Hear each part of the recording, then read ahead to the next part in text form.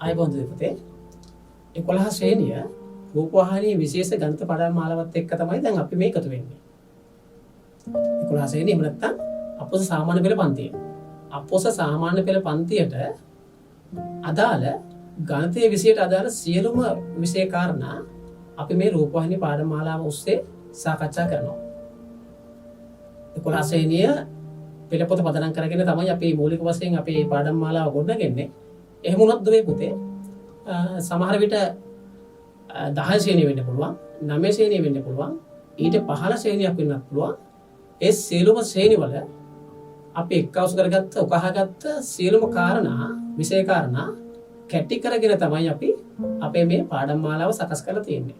ඉතින් අපි ආරාධනා කරනවා දිගින් දිගටම අපිත් එක්ක එකතු වෙන්න අපිත් එක්ක රැඳෙන්න අපිත් එක්ක අත්වල බඳ ගන්න මේ රූපවාහිනී පාඩම් මාලාවේ ලබා ගන්න පුළුවන් උපරිම ප්‍රයෝජන ගන්න කියලා අපි ඔබගෙන් ඉල්ලා සිටිනවා. වගේ ඔබට ආරාධනා කරනවා ඔබගේ මිතුරු මිතුරියනුත් හැකියතාක් දුරට අපත් සමග සම්බන්ධ කරන්න මේ රූපවාහිනී වැඩසටහනත් එක්කලා සම්බන්ධ කරන්න. හොඳයි. එහෙනම් අපි බලමු 11 ශ්‍රේණියට අදාළ පළවෙනි පාඩම.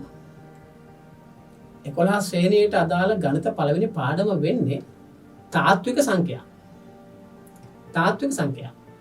මොනවද මේ තාත්වික සංඛ්‍යා කියලා කියන්නේ? ඇත්තෙන්ම කියනවා ගොඩක් වෙලාවට අපේ දරුවෝ මේ තාත්වික සංඛ්‍යා කියන පාඩම අතහැරලා දානවා. මේක පුංචි පාඩමක් මේක එච්චර විභාගයට අදාළ වෙන්නේ නැහැ.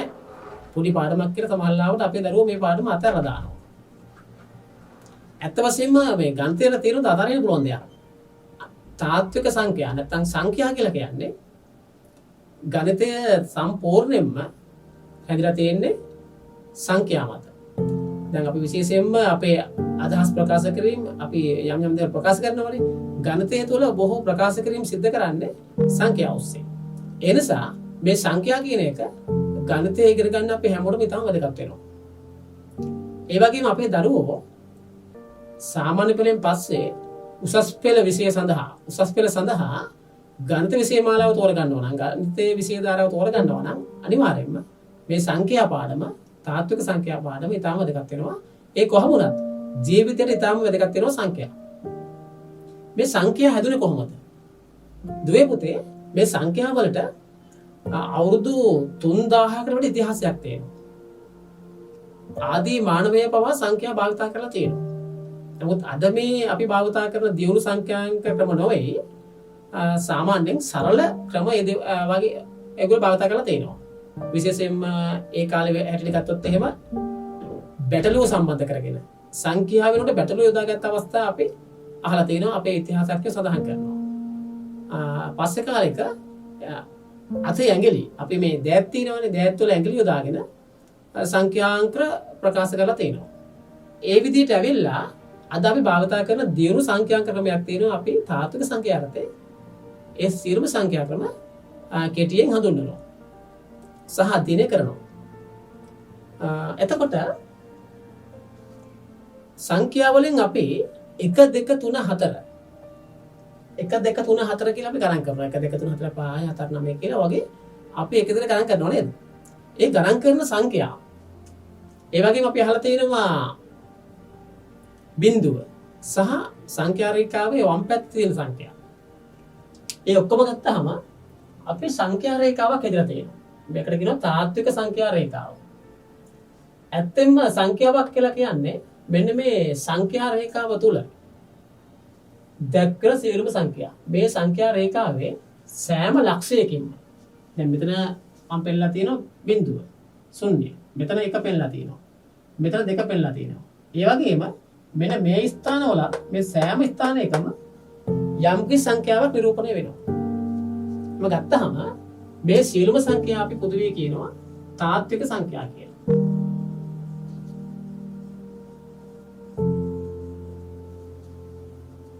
තාත්වික සංඛ්‍යා රේඛාව තුල දැක්කර සියලුම සංඛ්‍යා තාත්වික සංඛ්‍යා. සංඛ්‍යා වර්ග ගොඩාක් තියෙනවා. මම ඉස්සෙල්ලා කිව්වා අපි 1 2 3 4 5 6 7 8 9 කියලා ගණන් කරනවා. 10 11 12. ඒ වගේම බිඳුව. ඊයකට බිඳුවෙන් වම් පැත්තේ තියෙන ඍණ 1 ඍණ 2 වගේ සංඛ්‍යා. මේ සියලුම සංඛ්‍යා අපිට පෙන්වන්න පුළුවන් නිකිල විදියට. මොනවද? නිකිල. නිකිල වල සාමාන්‍යයෙන් අපි දාන සංකේතය තමයි මෙන්න මේ අකුර. ඉසෙන්ට අකුර. නිකිල ගත්තාම නිකිල කුලකයක් විතර පෙන්වුවොත් එහෙම අපිට නිකිල කුලකය මෙන්න මේ වගේ පෙන්වන්න පුළුවන්. ඍණ 3 ඍණ 1 ඍණ 3 ඍණ 2 ඍණ 1 බිංදුව 1 2 3 මේක තවදුරටත් එහාට යනවා නිසා මම පිළිකින් පෙන්නනවා. ඒ වගේම මේ ඍණ අනන්තයේ ඉඳලා මේක මෙහාට එනවා. ඒකත් මම පෙන්නනවා. ඍණ අනන්තයේ සිට ධන අනන්තය දක්වා සංඛ්‍යා රේඛාව තුළ තියෙන සියලුම පූර්ණ සංඛ්‍යා. සියලුම පූර්ණ සංඛ්‍යා නිකිල විදියට අපි සලකනවා. නිකිල විදියට හඳුන්වනවා. මේ නිකිල අපිට තව බෙදන්න පුළුවන් මෙන්න මෙහෙම. ධන නිකිල කුලකය. ඒක පෙන්නන මෙන්න මෙහෙම. ඉස්සෙල්ලා අපර ලියලා වම් පැත්තේ දකුණු පැත්තේ ඉහළින් මේ ධන ලකුණු දානවා. මෙතෙන්දී අපි ගන්නෙ 1 2 3 ආදී වශයෙන් තියෙන සංඛ්‍යා ටික ඉදිරියට. ඊළඟ තව එකක් ගන්න පුළුවන් මේකේ ඍණ නිකිල කුලකය. ඒක පෙන්වුම් කරනවා ඉස්සෙල්ලා දකුණු දාලා මේ විදිහටම ඍණ ලකුණු දානවා දකුණු පැත්තෙන් ඉහළින්. ඍණ නිකිල කුලකය අපි ලියන මෙන්න මේ විදිහට. ඍණ 1 ඍණ 2 ඍණ 3 ආදී වශයෙන් ඍණ අනන්තය දක්වා. ධන නිකිල කුලකය යනවා ධන අනන්තය දක්වා එකේ සිට ඍණ නිකිල කුලකය යනවා ඍණ එකේ සිට ඍණ අනන්තය දක්වා. දැන් හොඳට නිරීක්ෂණය කරන්න මේක. මම මේ ලිව්ව කුලක තුන. ඉසෙට් කුලකය, ඉසෙට් ප්ලස් කුලකය, ඉසෙට් මයිනස් කුලකය. හොඳට නිරීක්ෂණය කරොත් අපිට පේනවා මේ ධන නිකිල කුලකය අපි සඳහන් කරලා තියෙනවා 1 2 3. මේකේ බිංදුවක් සඳහන් වෙන්නේ නැහැ. ඍණ නිකිල කුලකී සඳහන් කරලා තියෙනවා ඍණ 1 ඍණ 2 ඍණ 3 ආදී වශයෙන් ඉස්සරහට. එතනත් බිංදුව සඳහන් කරලා නැහැ. ශුන්‍ය සඳහන් කරලා නැහැ. නමුත් මෙන්න මේ කුලකේ නිකිල කුලකේ බිංදුව සඳහන් කරලා තියෙනවා. එහෙනම් අපිට පැහැදිලි නිකිල කුලකය ප්‍රධාන කොටස් තුනක් තියෙනවා. ධන නිකිල කුලකය, ඍණ නිකිල කුලකය සහ ඊළඟ කොටස තමයි ශුන්‍ය. ශුන්‍ය නැත්තම් බිංදුව. එහෙමනම් නිකිල කිව්වහම අපි අනිවාර්යයෙන්ම නිකිල කුලකයේ කිව්වොත් බිංදුව අයිති වෙනවා. ධන නිකිල කුලකයේ කිව්වොත් බිංදුව අයිති වෙන්නේ නැහැ. ඍණ නිකිල කුලකයේ කිව්වොත් බිංදුව අයිති වෙන්නේ නැහැ. බිංදුව අයිති වෙන්නේ නිකිල කියලා පොදුවේ ධන හෝ ඍණ සඳහන් නොකර නිකිල කියලා සඳහන් කළොත් විතරයි අපි නිකිල වලට බිංදුව යොදන්නේ. ඒක හොඳින් මතක තියාගන්නට ඕනේ. හොඳයි.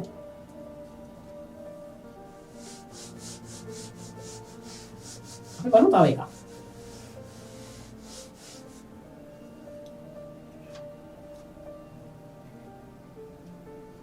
අපිට තවත් සංඛ්‍යා වර්ගයක්. ඒ තමයි ප්‍රකෘති සංඛ්‍යා. ප්‍රකෘති සංඛ්‍යා මේක අපි n කියන සංකේතයෙන් පෙන්වන්න කරනවා. ප්‍රකෘති සංඛ්‍යා කියලා කියන්නේ ප්‍රකෘති සංඛ්‍යා කියලා කියන්නේ ධන නිකිල කුලකයම බිංදුවත් එක්ක අරගත්තොත් මේව සඳහන් කරොත් අපි කියන මේකට ප්‍රකෘති සංඛ්‍යා කියලා. ප්‍රකෘති සංඛ්‍යා ගුවාමත් මේකට අයිති වෙන්නේ ධන සංඛ්‍යා ටික පමණයි. හැබැයි බිංදුව අයිති වෙනවා. එවන නිකිල කුලකයේ තියෙන බිංදුව සහ බිංදුවේ සිට ඉහළට තියෙන සියලු පූර්ණ සංඛ්‍යා ටික අපි අරගන්නවා. මොන කුලකයේද? ප්‍රකෘති සංඛ්‍යා නැත්නම් පූර්ණ සංඛ්‍යා කුලකය. හැබැයි සමහර අවස්ථාවල පුතේ මේ ප්‍රකෘති සංඛ්‍යා මෙහෙම සඳහන් කරන වෙලාවල් තියෙනවා. බිංදුව නැතුව 1 2 3 ආදී වශයෙන් සඳහන් කරන අවස්ථාවක් තියෙනවා. ඒක ගැටලුවක් කරගන්න එපා. ඒ අවස්ථාව අනුව සමහර අවස්ථාවලදී බිංදුව අරගන්න පොස් සංඛ්‍යාවලට සමහර අවස්ථාවලදී ගන්නේ නැහැ. ඒක එච්චර ලොකු ගැටලුවක් වෙන්නේ නැහැ අපිට. මතක තියාගත්තා නම් හරි ඒක. එතකොට අපි දැන් ඉගෙන ගත්තා නිකිල ඊළඟට ප්‍රකෘති සංඛ්‍යා. දැන් බලන්න අපි නිකිල කියලා ඉගෙන ගත්තා. ඉස්සෙන් අංකනේ. ප්‍රකෘති සංඛ්‍යා කියලා ඉගෙන ගත්තා ඉතින් අංක මේ එන්න හොරෙන්. ඒ අරුණහම මෙන්න මේ වගේ ස්ථානවල මෙතන තියෙන සංඛ්‍යාව නැත්තම් මෙන්න මේ වගේ තරක තියෙන සංඛ්‍යාව. මම මුලදී බගුවනේ තාත්වික සංඛ්‍යා රේඛාවේ සෑම ලක්ෂයකින්ම කිසියම් සංඛ්‍යාවක් නිරූපණය වෙනවා. එහෙනම් මේවෙන් නිරූපණය වෙන්නේ නැද්ද? මේ තැන් වලින් නැද්ද? මේ තැන් වලින් නැද්ද? අනිවාර්යෙන්ම තියෙනවා. ඒ සංඛ්‍යාව මොනවද? මෙතනින් ගත්තොත් අපිට තමයි කොහොම බිංදුව සහ 1 අතර හරි මැද. අපි ඔක සාමාන්‍යයෙන් ගන්නවා 2කින් 1යි කියලා. සමහර වෙලට 0.5 කියලා ගන්නත් පුළුවන්. මේවත් තාත්වික සංඛ්‍යා. නැත්තම් මෙහෙම 2යි 2කින් 1. මේවත් තාත්වික සංඛ්‍යා. දැන් තාත්වික සංඛ්‍යා විදිහට ගත්තාම මේව තාත්වික සංඛ්‍යා. නමුත් මේක නිකිලියක්ද? නෑ. මේක අපි ඉගෙන ගත්ත ප්‍රකෘති සංඛ්‍යාවක්ද? නෑ. එහෙමනම් ප්‍රකෘති සංඛ්‍යා නොවන නිකිල නොවන තවත් සංඛ්‍යා තියෙනවා. මෙන්න මේ වගේ සංඛ්‍යා වලට අපි විශේෂ නමක් සඳහන් කරලා තියෙනවා පරිමේය සංඛ්‍යා. මොනවද? පරිමේය සංඛ්‍යා.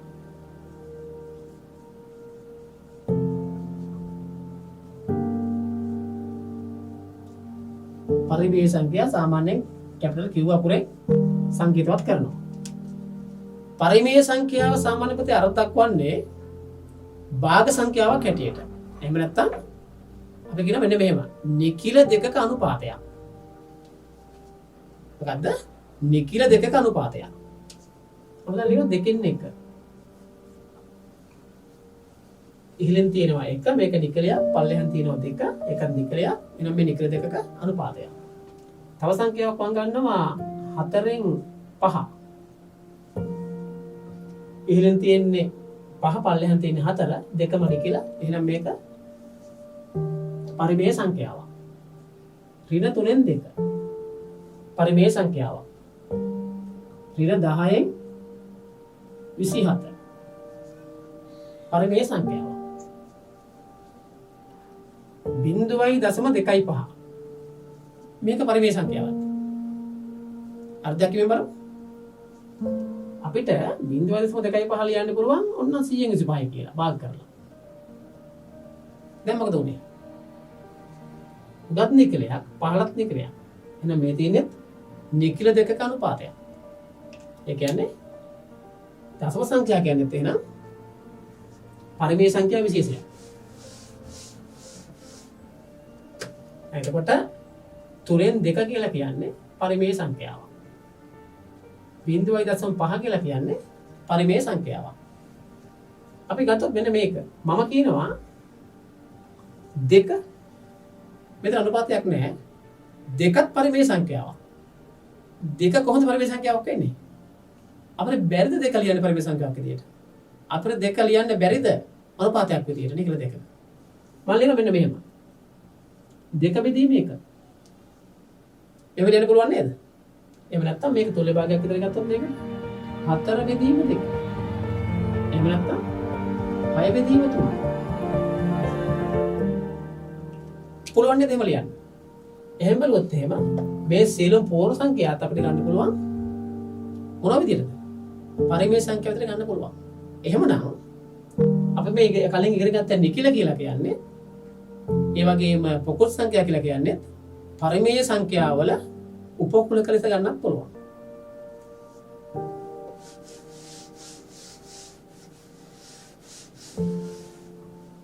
පරිමේය සංඛ්‍යා. ඊළඟට පරිමේය සංඛ්‍යා වලින් පස්සේ අපිට තව සංඛ්‍යාවක් එනවා. තව සංඛ්‍යා විශේෂයක් එනවා. ඒ තමයි අපරිමේය සංඛ්‍යා. අපි මෙහෙම ගත්තොත් එහෙම අපිට මූල 2 කියන සංඛ්‍යාව හම්බ වෙනවා. මූල 2 කියන සංඛ්‍යාවේ අගය අපිට හොයාගන්න පුළුවන් ලඝු ගණක වක බව දැකලා හොයාගන්න පුළුවන්. සමහරවිට ගණක යන්ත්‍ර බව දැකලා හොයාගන්නත් පුළුවන්. මූල 2 කියන සංඛ්‍යාවේ අගය හොයාගත්තොත් මේක 1.14යි. ඔය වගේ තව ඉස්සරහට තව දශම ස්ථාන ගොඩක් එනවා. මේ වගේ සංඛ්‍යාවක් එනවා. අපිට නිශ්චිතවම අගයක් ගන්න බෑ මේකට. මූල 2 කියන්නේ නිශ්චිතවම අගයක් ගන්න බෑ. නමුත් ආසන්න අගයක් අපිට ලඝු ගණක භාවිත කරලා හෝ ගණක යන්ත්‍ර මගින් හෝ ලබා ගන්න පුළුවන්. මේවා කොහොමද තියෙන්නේ? මූල 2 කියන සංඛ්‍යාව මේ සංඛ්‍යා රේඛාව තියන්න බැරිද? ඉඩක් නැද්ද? අනිවාර්යයෙන්ම තියෙනවා. මේ සංඛ්‍යා රේඛාවේ කොහේ හරි තැනක මූල 2 කියන සංඛ්‍යාව තියෙනවා. එහෙමනම් මේ සංඛ්‍යාව තියෙනවා. මූල 3 කියන සංඛ්‍යාව තියෙනවා. මූල 5 කියන සංඛ්‍යාව තියෙනවා. දැන් මූල 4 ගත්තොත් එහෙම මූල 4න් අපි අගේ දන්නව නේද? මූල 4 අගේ 2යි කියලා අපි දන්නවා. ඒ නිසා මේ වගේ සංඛ්‍යා නෙවෙයි අපි සාමාන්‍යයෙන් හොයාගන්න අසීරු. නිශ්චිතයක් ගන්න බැරි විශේෂයෙන් ප්‍රථමක සංඛ්‍යා. ආශ්‍රිත මූල සහ ඒවයි ගුණාකාර. මෙන්න මේ වගේ සංඛ්‍යා අපි අරගන්නවා මොනවද? අපරිමේය සංඛ්‍යා විදියට. අපරිමේය සංඛ්‍යා. අපරිමේය සංඛ්‍යා වලට විශේෂ සංකේතයක් නැහැ. අපි ඒක අරගන්නවා පරිමේය සංඛ්‍යාවල අනුපූරකයේ විදියට. නැත්නම් පරිමේය සංඛ්‍යා කුලකයේ අනුපූරකයේ විදියට. පරිමේය සංඛ්‍යාවට අපි දාන්නේ q ඒකේ අනුපූරකයේ q dash. පැහැදිලිද? අපි ආයෙ බලමු. අපරිමේය සංඛ්‍යාව වලින් ගත්තොත් එහෙම මූල 2 මූල 3 මූල 5 මේ පයි කියන සංඛ්‍යාව. අහලා තියෙනව නේද? පයි කියන සංඛ්‍යාවක් තියෙනවා. සංඛ්‍යාවක් කියලා කියන්නේ සංකේතයක්. මේකත් අපරිමේය සංඛ්‍යාවක්. දැන් ගැටලුවක් තියෙනව නේද? මම හිතන ගැටලුවක් තියෙනවා. මොකක්ද ගැටලුව? මේ පයි කොහමද අපරිමේය සංඛ්‍යාවක් වුනේ? මොකද අපි ගොඩක් වෙලාවට ගන්නේ phi සමානයි 7න් 22යි කියන අරගන්නේ. නේද? දැන් මේකත් එක්ක බැලුවාම දැන් 7න් 22 කියලා කියන්නේ මේ මොකද්ද මේ? මේක නිග්‍රදේක අනුපාතයක් නේ. මේක පරිමේය සංඛ්‍යාවක් නේ. කොහොමද මේක එහෙනම් අපරිමේය වුනේ? නැහැ පුතේ. phi කියලා කියන්නේ අපරිමේය සංඛ්‍යාවක් 7න් 22 කියලා කියන්නේ phi වලට ආසන්න අගයක්. මේක ආවේ කොහෙන්ද? මේ phi කියලා කියන්නේ මේක සම්බන්ධතාවයක්. ගණිතයේ තියෙන සුවිශේෂී සම්බන්ධතාවයක් විශ්වීය සම්බන්ධතාවයක්. හරි සරලයි මේක. මේ වෘත්තයක් අරගන්නවා. වෘත්තයක් අරගෙන ඒ වෘත්තේ පරිධිය කියලා වටේ දිග හොයා ගන්නවා නූලක් අර ආධාරයෙන් හරි අපි වටේ දිග මැන ගන්නවා. ඒත් එක්කම විස්කම්භයත් මැන ගන්නවා. වටේ දිගත් ඒ කියන්නේ පරිධියත් මැනගෙන විස්කම්භයත් මැනගෙන පරිධියට ආපු දිග විස්කම්භයට ආපු දිගෙන් බෙදලා බැලුවොත් එන අගය තමයි මේ විද්‍යාඥයෝ ගණිතඥයෝ phi කියලා සඳහන් කරලා තියෙනවා. මේක සෑම වෘත්තයකටම නියතයක්. හැබැයි මේකේ ගැටලුව කියලා කියන්නේ මේක සුළු කරලා ඉවර කරගන්න බෑ. මේක සුළු කරලා බෙදලා දැන් අපි ගත්තොත් එහෙම පරිධියට ආපු අගය විස්කම්භයෙන් බෙදුවාම ඒ එන එක අපිට බෙදලා සුළු කරන්න බෑ. හැබැයි එකම අගයක් එන්නේ. මේක සුළු කරගෙන ගියොත් එහෙම රටාවකුත් නෙමෙයි අමුතු සංඛ්‍යාවක් එනවා. මහ විශාල සංඛ්‍යාවක් එනවා. ඒක තමයි ආසන වශයෙන් මේ 7න් 22 කියලා අරන් තියෙන සුළු කිරීම වලට. ඒක නිසා phi කියන එකත් අපි ගන්නෙ මොකක් විදිහටද? අපරිමේය සංඛ්‍යාවක් විදිහට භාවිත කරන්නේ. phi භාවිත කරන්නේ අපරිමේය සංඛ්‍යාවක් විදිහට. දැන් මම නැවතත් එනවා මේ මූලට ආපහු මතක් කරගෙන යන්න. අපි ඉස්සෙල්ලා මතක් කරා මොනවද? නිකිල. නිකිල. ඊළඟට ප්‍රකෘති සංඛ්‍යා.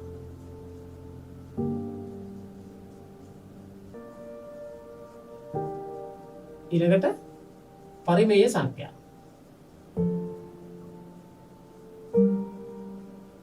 ඊළඟට අපරිමේය සංඛ්‍යා.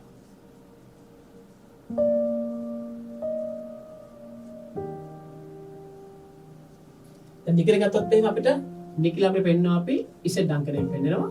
මේක එතකොට තියෙනවා ධන නිකිල තියෙනවා. ඍණ නිකිල තියෙනවා. ශුන්‍ය තියෙනවා. ශුන්‍ය නැත්නම් බිඳුව.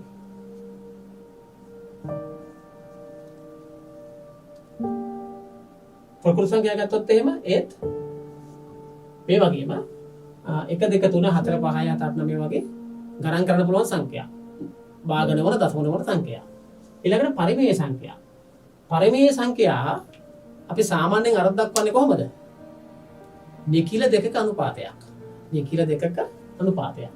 ඒක පරිමේය සංඛ්‍යාවල විශේෂ අර්ථ දැක්වීමක් විදිහට අපි මෙන්න මෙහෙම ලියනවා.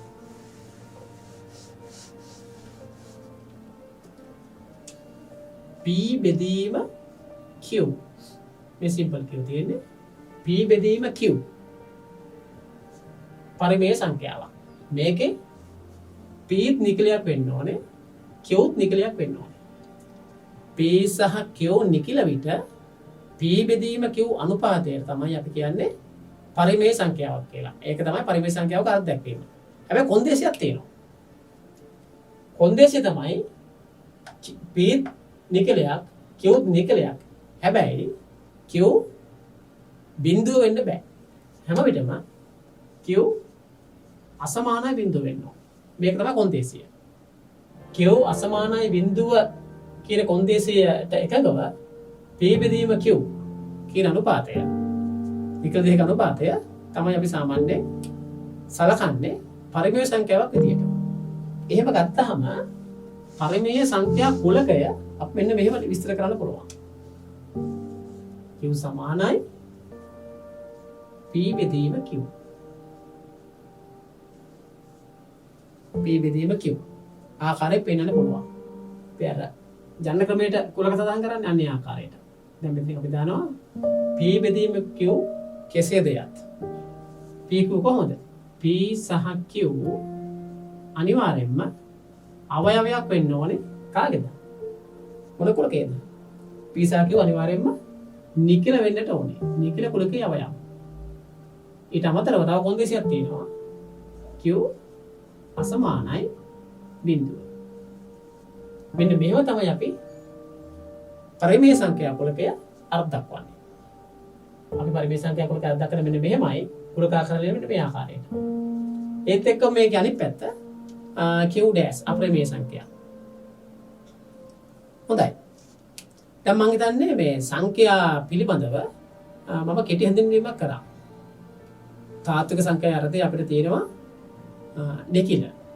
ඊළඟට ප්‍රකෘති සංඛ්‍යා, පරිමේය සංඛ්‍යා සහ අපරිමේය සංඛ්‍යා.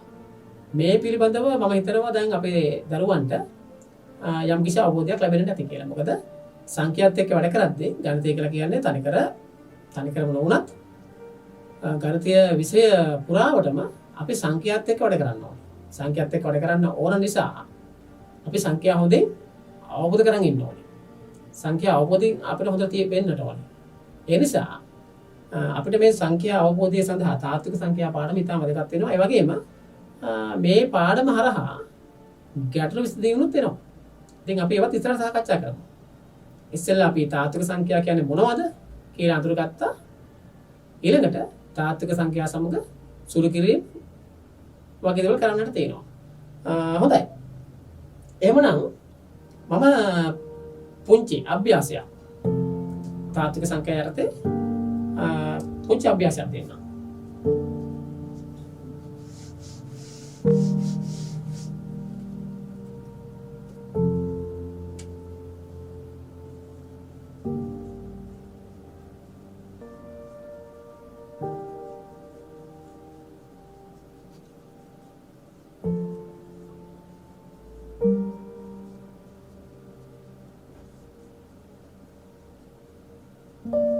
පහත සංඛ්‍යා අතරින් නිකිල තෝරා ලියන්න.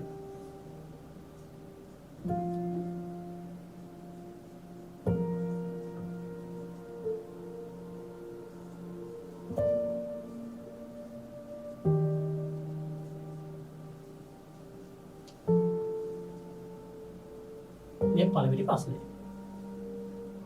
දෙවෙනි ප්‍රශ්නය.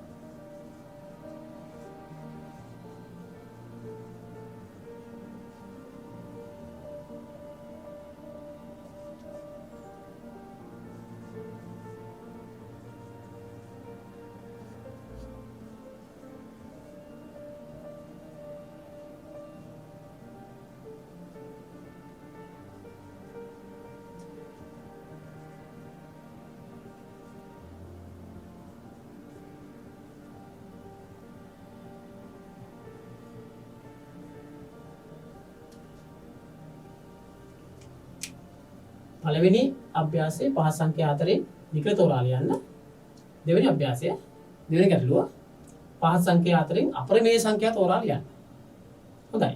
අපි මේ ගැටලු විසඳලා දැන් හොඳින් පාඩම අධ්‍යයනය කරලා ඊට පස්සේ මේ ගැටලුව අපි විසඳනවා.